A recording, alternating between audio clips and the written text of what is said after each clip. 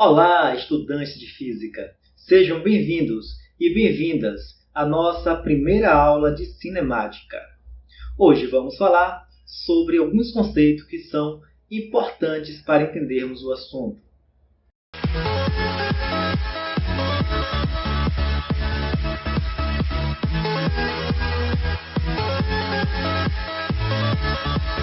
Cinemática é a parte da mecânica que estuda os movimentos sem levar em consideração suas causas.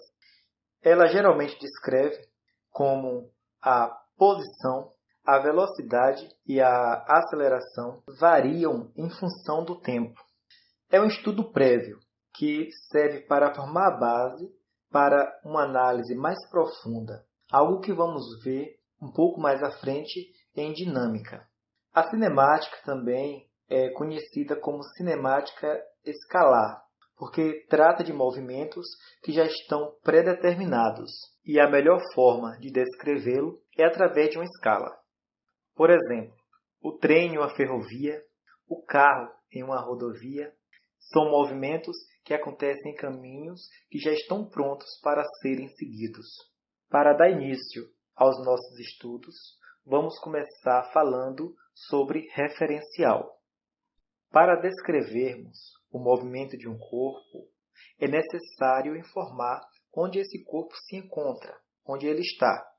Ou seja, é necessário identificar a posição desse móvel em relação a um outro corpo, onde vamos classificar esse outro corpo como um referencial. Logo, referencial é um corpo ou um conjunto de corpos onde são definidas as posições de outros corpos ou de outro corpo. Veja na figura.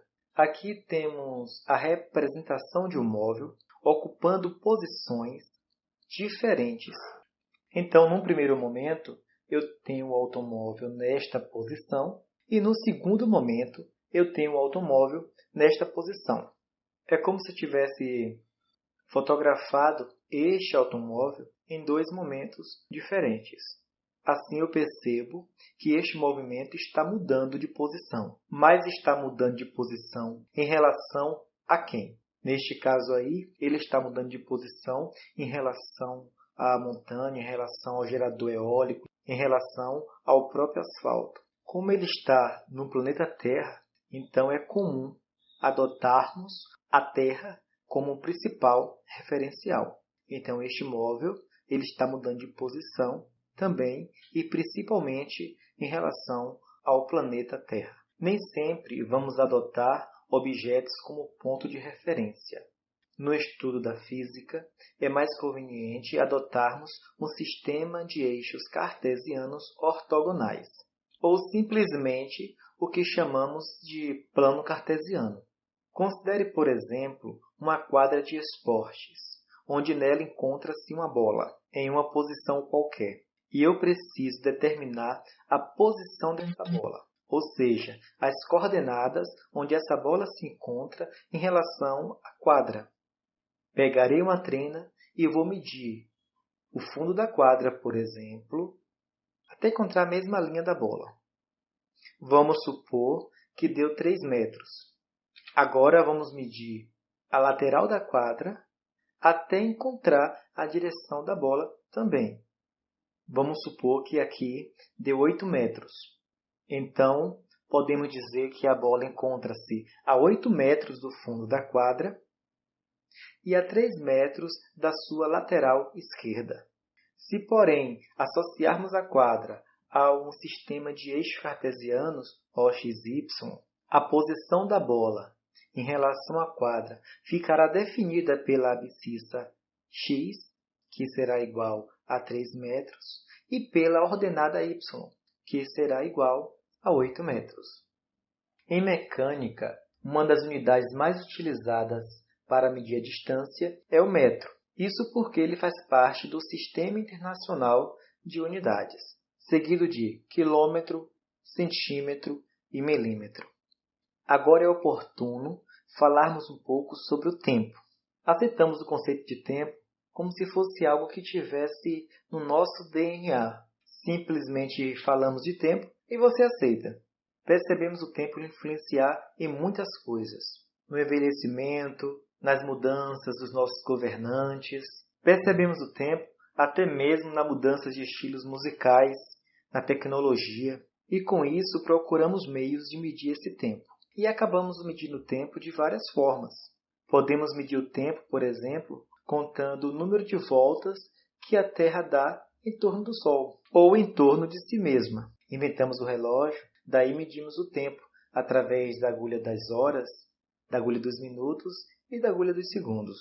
Então, desde os primórdios, o ser humano vem buscando meios de medir o tempo, uma forma diferente.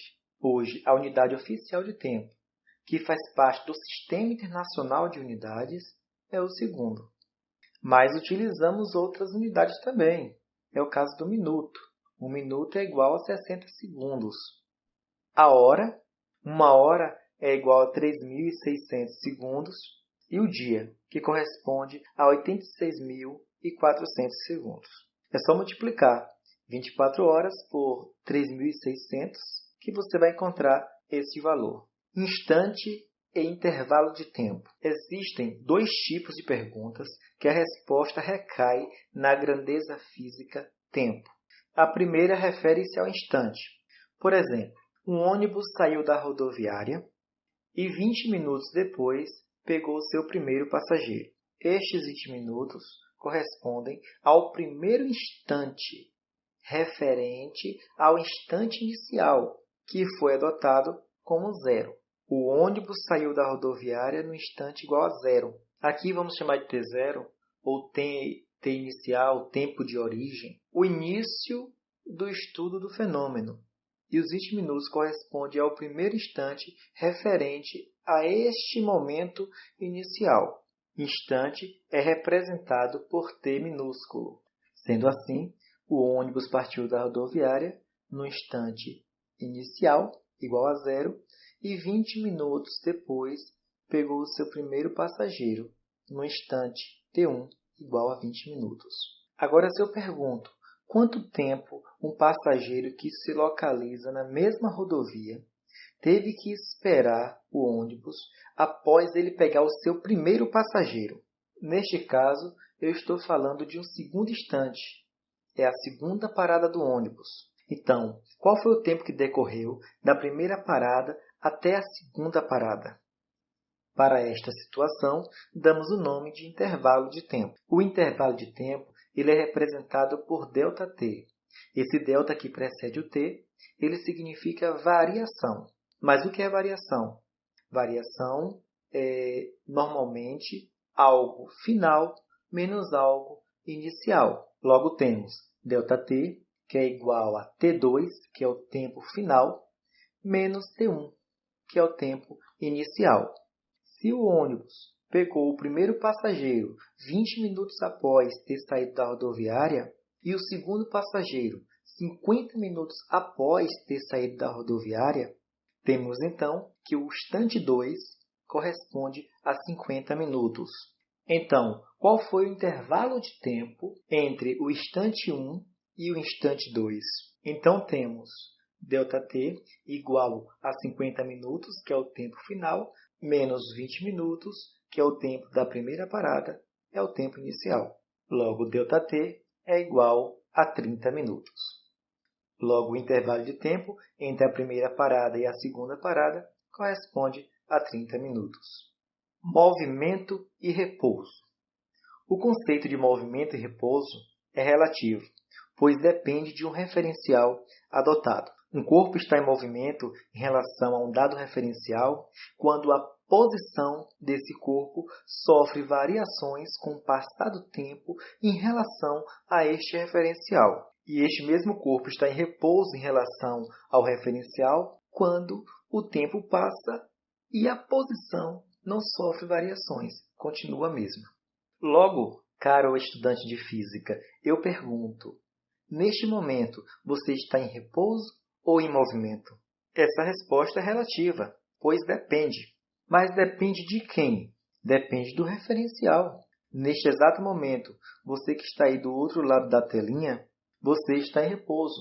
em relação à tela do seu celular, em relação à tela do computador.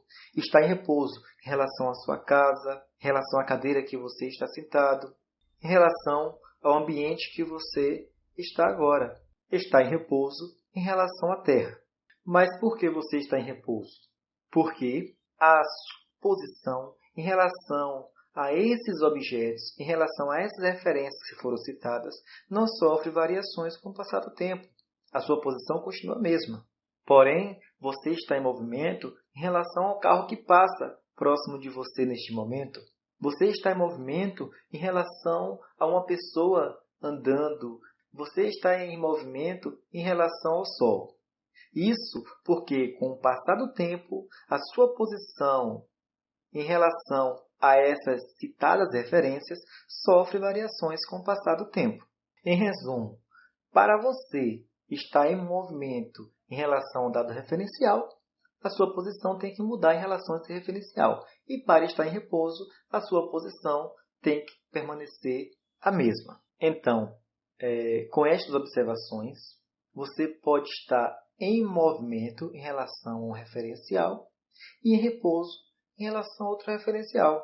É algo que podemos ver no dia a dia. O conceito de movimento e repouso, ele é também simétrico. O que significa? Que se você está em movimento em relação ao dado referencial, este referencial também está em movimento em relação a você. Não tem como você estar em movimento em relação ao dado referencial e este referencial está em repouso em relação a você. Ou ambos estão em movimento ou ambos estão em repouso. E isso pode ser testado no dia a dia. Você acaba determinando que alguns objetos estão em repouso em relação a você ou em movimento, independente desse movimento, independente desse objeto, dessa referência, estar em repouso ou não em relação à Terra. Quer ver um bom exemplo? Você está viajando e você sabe que o seu móvel está mais rápido ou menos veloz, a depender da velocidade com que as coisas que estão às margens da rodovia passam por você. Ou seja, se você vê os matos passando em alta velocidade, o móvel está em alta velocidade, os postes passando, e você classifica isso dessa forma. Os matos passaram por mim, o poste passou por mim. Eu acredito que muitos de vocês já fizeram isso alguma vez na vida. Aí a pergunta é, são os matos que estão passando ou são vocês que estão passando? Bom, na verdade, tanto faz. Você está em movimento em relação ao mato. Você está em movimento em relação ao poste que está à beira da pista. Logo, esse poste também está em movimento em relação a você. Para o seu cérebro, tanto faz você estar em movimento e as árvores à beira da estrada estarem paradas, ou você está em repouso e as árvores passando. No final das contas, o efeito é o mesmo. A posição sua em relação a este objeto que está à beira da pista, em relação a essa árvore, em relação a esse poste, vai mudar com o passar do tempo. E isso determina um movimento. Imagine uma parede em repouso e um carro em direção a esta parede. Agora imagine o carro em repouso e a parede vindo em direção ao carro. Em ambos os casos, as variações de distâncias encontradas foram as mesmas. De alguma forma, eles vão se encontrar. Então, eu posso afirmar que o carro está em movimento em relação à parede, logo a parede está em movimento em relação ao carro. Já aconteceu com você? Você está viajando de ônibus, parar numa rodoviária e, de repente, um outro ônibus parar do seu lado e um segundo ônibus parar do outro lado. Você perde totalmente a referência de terra. Aí, de repente, você tem uma sensação estranha, como se estivesse indo para frente. Enfim, aí você percebe que não é você que está indo para frente, é o ônibus do lado que está saindo. E você descobre isso quando o ônibus sai e você retoma a sua referência inicial. Trajetória. O conceito de trajetória, assim como o conceito de movimento e repouso, também é relativo. Quando o corpo está se movimentando em relação a um dado referencial, ele ocupa infinitas posições ao longo desse movimento. O desenho destas posições ocupadas por ele é o que representa a trajetória. Por exemplo, um carro viajando na lama ou na areia deixa as marcas do pneu indicando as posições por onde ele passou. Temos infinitos tipos de trajetórias. As mais comuns são as circulares, parabólica, uma reta, helicoidal. Então, por que o conceito de trajetória também é relativo? Imagine um avião lançando uma bomba, desprezando a resistência do ar. Essa bomba, ao cair, ela conserva o seu movimento horizontal e adquire um movimento vertical. Então, o avião vai passando, se o avião manter a velocidade, essa bomba também vai acompanhar horizontalmente o avião. E uma pessoa que está neste avião vai ver a bomba caindo verticalmente, pois toda vez que ela olhar para baixo, vai ver a bomba logo abaixo de você. Já um observador que está na Terra, vendo essa bomba sendo lançada, vai ver ao mesmo tempo a bomba indo para frente e caindo. E esse desenho descreve um arco de parábola. Muito bem, vamos encerrar por aqui e na próxima aula continuamos o estudo de cinemática.